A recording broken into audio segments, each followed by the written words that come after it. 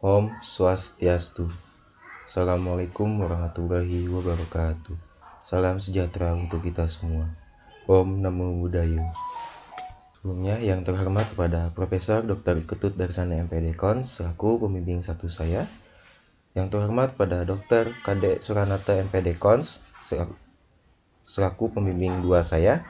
Yang terhormat kepada seluruh dosen Prodi Bimbingan Konseling Fakultas Ilmu Pendidikan Universitas Pendidikan Ganesha yang saya hormati.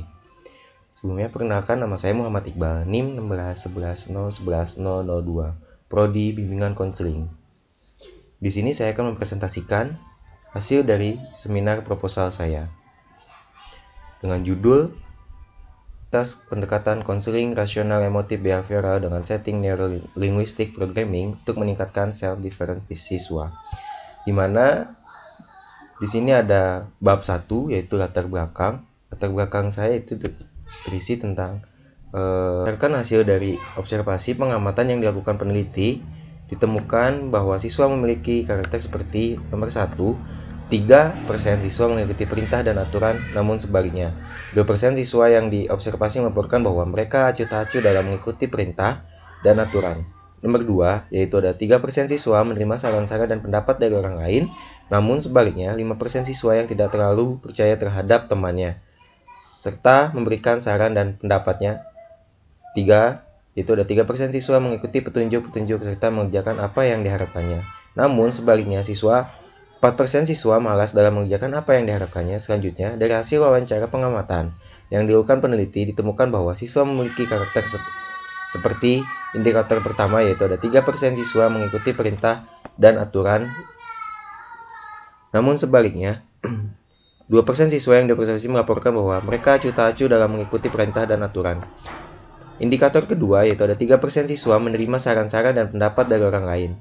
Namun sebaliknya, 5% siswa yang tidak terlalu percaya terhadap temannya setelah memberikan saran dan pendapatnya. Indikator ketiga, ada 3% siswa mengikuti petunjuk-petunjuk serta mengerjakan apa yang diharapkannya. Namun sebaliknya 4% siswa malas dalam mengerjakan apa yang diharapkannya. Selanjutnya yaitu ada di mana landasan teori ini adalah self-difference. Kemudian menurut Kagdir tahun 1994 halaman 80, self-difference adalah kepatuhan terhadap peraturan atau tunduk dengan pengawasan atau pengendalian. Kedua artis tersebut bertujuan untuk mengembangkan watak agar dapat mengendalikan diri, agar berperilaku tertib dan efisien. Pendapat ini mengandung 3 unsur indikator, yaitu pertama, mampu mentaati perintah dan aturan, 2, mampu menerima saran-saran dari orang lain, 3, mampu mengikuti petunjuk-petunjuk dan mengerjakan apa yang diharapkannya. Menurut Darsana, tahun 2013 halaman 12, self-difference adalah mampu mentaati perintah atau aturan, mampu menerima saran-saran dari orang lain, mampu mengikuti petunjuk-petunjuk dan mengerjakan apa yang diharapkannya. Pendapat ini mengandung 3 unsur indikator, yaitu pertama, mampu mentaati perintah dan aturan, 2, mampu menerima saran-saran dari orang lain, 3, mengikuti petunjuk-petunjuk dan mengerjakan apa yang diharapkannya. Selanjutnya yaitu ada variabel bebas, yaitu variabel bebas saya ada pengertian rasional emotif behavioral.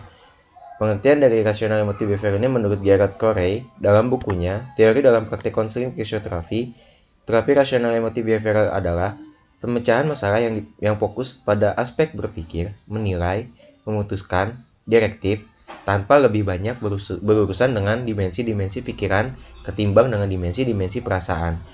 Dalam kurung Iqbal 2016.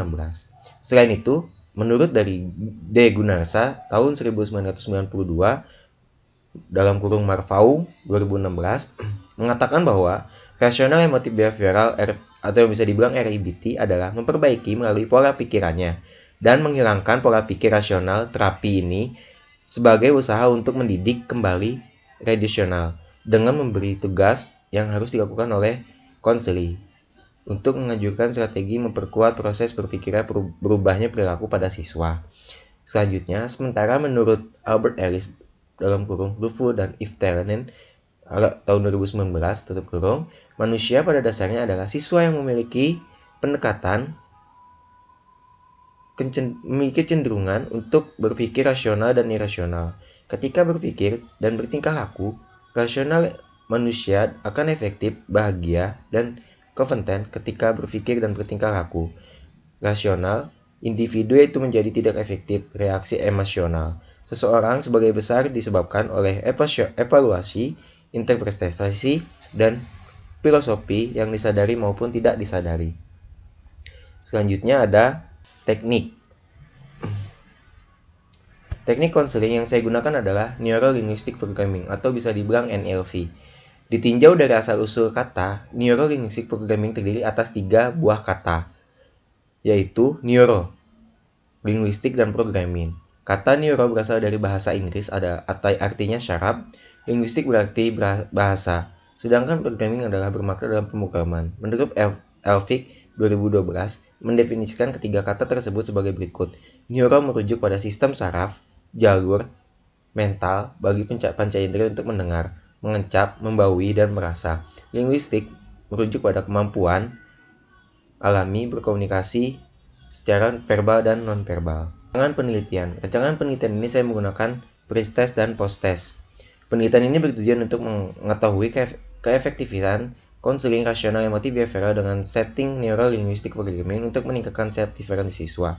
Desain penelitian ini digunakan adalah non-covalent, atau bisa bilang pre-test dan post-test control group design, di mana dalam garis besar desain eksperimen yang akan digunakan dalam suatu penelitian.